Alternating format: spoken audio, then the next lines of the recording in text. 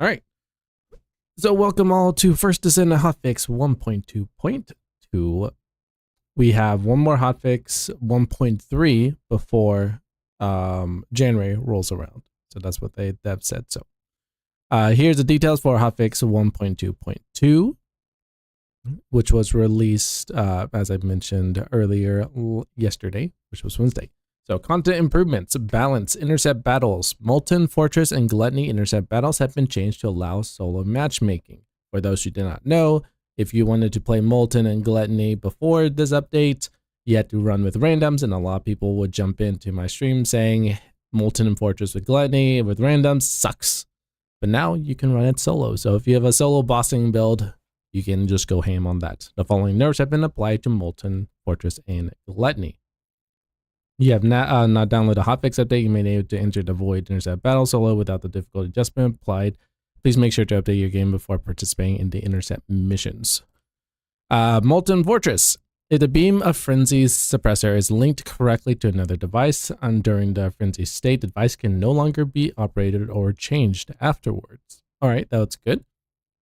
Before, when we were doing Molten before, randoms would shoot it and just knock off the cycle. So I'm glad they got sort of locked in to that. That's pretty cool. Adjusts the spawn timing of frenzy suppressors to spawn when Molten Fortress rise from the ground during its frenzy state. Adjust the number of roly-poly summoned by Molten Fortress to 8 to 4 during the normal state and 6 during the frenzy state. I didn't have problems with the roly-polies, and I'm a little bit interested about this 4 and 6 one because use the roly-polies for MP and HP. So, but again, a lot of people now should be able to one-tap Fortress, but for those who are struggling, that actually might sort of kick them in the butt. We'll see. Molten Fortress now enters the frenzy state less frequently. All right. Gluttony. Adjusted the impurities to be drawn to Gluttony when there are within 15 radius of Gluttony. Ooh. Huh, okay. Nice change. Adjusted the amount of wipe attack gauge that increases when unstable energy is absorbed by Gluttony for 20 to 10%. Unstable energy explosions required to cancel the frenzy state now doubled, making it easier to cancel. Okay. Yeah, so if I remember correctly, there were, if you didn't chain the purple orbs in succession successfully, I think it was around 10 orbs. I think 10 to 7 orbs, I think. So I wonder how many orbs are enabled to get him out of rage. Gluttony now moves around the center of the map more frequently. Adjusted the cooldown of Gluttony's melee attack, ranking the ground with his arm from 5 seconds to 20 seconds. Adjusted Gluttony's basic shotgun attack so it can now be used at close range. Gluttony now enters the frenzy state less frequently. That's sort of like a right here, duplicate. Interesting. Now and reduces Gluttony's attack by approximately 47.4%. Wow. Okay, he's gonna be definitely easier to take on. Interesting. Balance reactor. So this is the one that a lot of people were looking forward to because beforehand, for those who don't know, when you're trying to roll for a reactor and all that, sometimes if you're, let's say, grinding a toxic reactor for your Freyna, you get this chill substat, and you're like, why is this even existing? So this is what this change is for. The attribute power boost ratio random can only be acquired from reactors of the same attribute. So the chill power boost ratio randomly option can now be acquired for chill reactors, nothing else. That goes for non-attribute, fire, toxic, electric, and the heal modifier. So if you're going a Eugen build, the random option can be acquired from the non-attribute reactors. So hopefully there might be some bugs with it, but like this should fix. So if you're running a toxic, you should only be able to get toxic power boost ratio. You shouldn't be seeing a non-attribute, chill, and all that. So I'm glad they got that fixed. Balance is Descendants. Adjusted the duration of active camouflage when using Ultimate Sharon skill module Ambushed from 4 seconds to 6 seconds. Ooh, okay, a little bit of duration. Yeah, when I was building her, I was like, man, this, like, I pumped so much duration mods into her and it was just not having it. So I'm glad they got that adjusted. Good. Adjusted the cooldown from Asina Keelan's skills. Septic gust, 60 seconds to 35 seconds. Trimmer, 80 seconds to 60 seconds. Adjust Keelan skill modifier, focus on prey. Adjusted damage per acid decay stack of Trimmer from level 1 all the way to level 4. Yeah, I'm glad that because we've been saying this, like Cobra, myself, quite a few people have been saying that the problem with Keelan right now is just the massive amount of cooldown mods that you have to acquire just to get him down to be in the usable state. So I'm glad that 60 seconds down to 35 and 80 seconds, which was ridiculous in my opinion, down to 60 seconds. So you still need to use cooldown mods, but hopefully not too many. So that's pretty cool. Adjusted the cooldown of Void Corrosion skill from 10 seconds to 8 seconds. Adjusted Keelan skill module Mobile Strike. Adjusted the cooldown of Hunted Time skill from 100. Yeah, so 150 seconds, chat, before this change. 150 seconds. That's why we've been saying don't use a Transcendent mod. It's like, I don't know why this was even a thing. The devs in the Q&A did say that Keelan was very overpowered, and so what they did was they brought him back, and so they went to the extreme side of adjusting Keelan on release. So yeah, 150 seconds to 55 seconds, a much better adjustment there. Adjusted the duration of Avenger's Spirit effects of Hunting Time from 3 seconds to 4. Now affects the skill duration increased stat. Keelan cannot move to a higher position by using the Onslaught skill while the Adventure Spell effect is active. The delay after pressing the skill button has been reduced. Okay, so there is a little bit of, they did mention that they wanted to work on Keelan's verticality right there. So this is the fix, but doesn't sound like it's going to be effective too much right there. Content. Added a start private operation feature in special operations. I've been saying this basically from season 1. So special operations are the defense missions, Cooper mining. I was like, it would be really nice if you could just run stuff solo without having to queue publicly. I'm glad they implemented this. I'm definitely going to be utilizing this a lot. Difficulty level would not be adjusted according to the number of players. Only the individual party that are applied to enter will be able to participate in the special operations. Interesting. So if you do a hard difficulty and all that, it's not going to be adjusted. Interesting. Okay. Special operations changes sphere mechanics of commander monsters that appear in the following content for the monster extermination mechanic. Kingston, Slumber Valley, Magister Labs. Okay, so there's quite a bit of operations. Interesting. Cool. So I'll have to try when we get into the game the Slumber Valley one. I'm curious to see what, instead of the orbs, what they're going to implement. Is it going to be more ads? Is it going to be a crit based thing? It's going to be interesting, but glad they're slowly moving away from the orb mechanic and sort of making their own version of it, which is pretty cool, because I know that was one big complaint that's been throughout the whole release of First Descent is the orb mechanic sucks in general.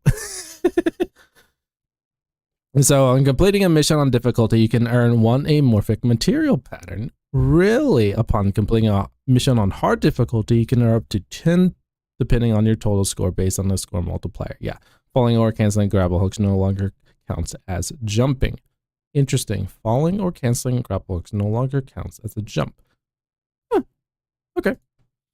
Interesting. But yeah, now you should be able to get Morphix for those who are starting out the game. That's just a little boost to you guys. Pretty cool.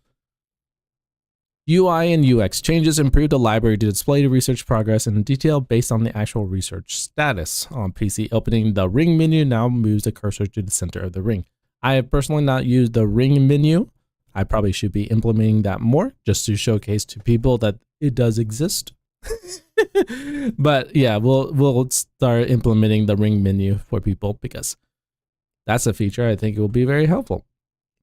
But I'm also curious about this research thing. I'm curious because I'm currently researching some stuff, so I'm curious to see what that looks like.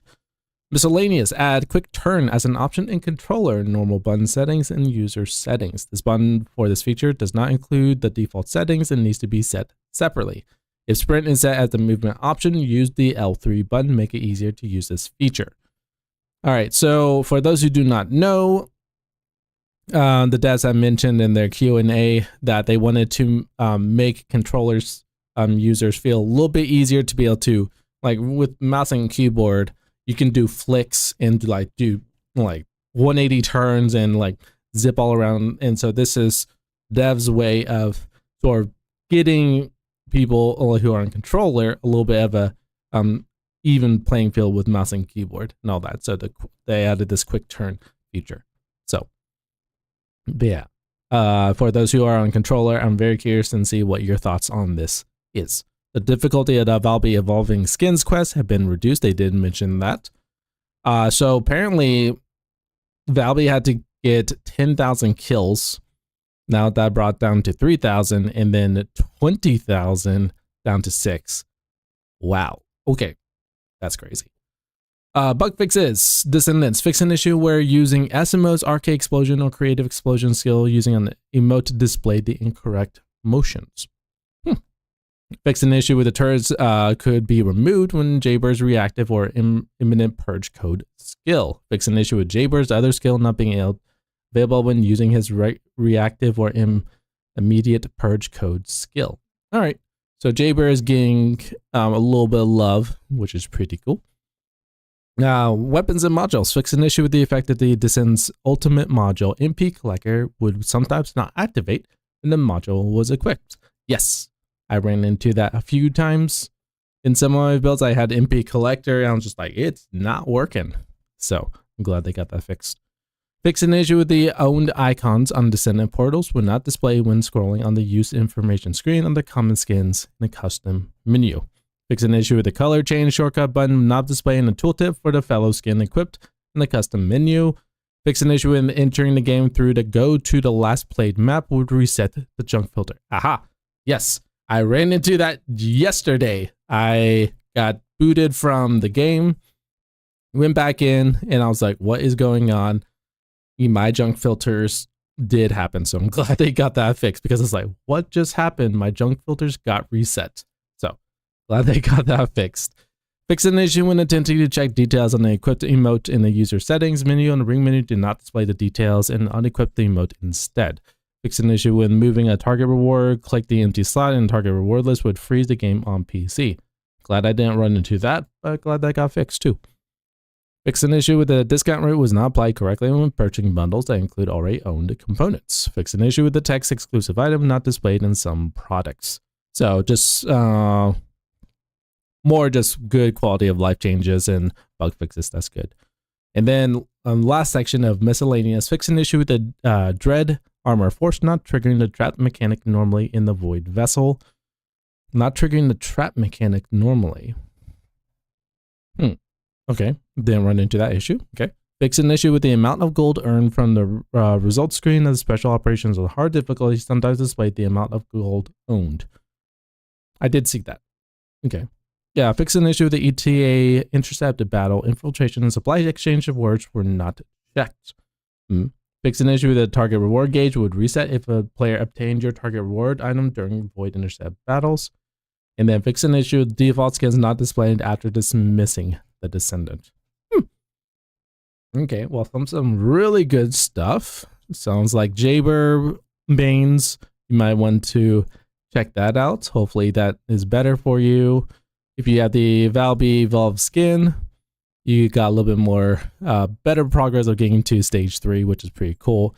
I'm very curious about this one, the quick turn for controllers, because I know there's actually, I think I can freely say that 90% of my viewers are actually on, you use controllers on Xbox and PlayStation, mainly on Xbox, which is very interesting.